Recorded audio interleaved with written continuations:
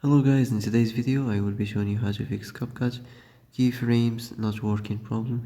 So the answer is easy, just go to the settings and then scroll down to the apps section and then go to the search and search Capcut.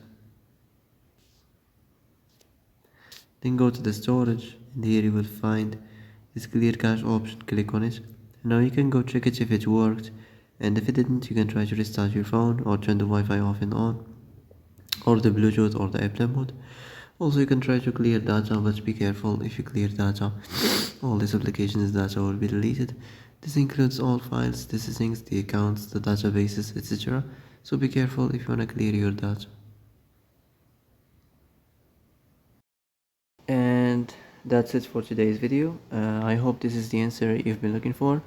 If you like this video, don't forget to like and subscribe, and see you in the next video. Thanks for watching.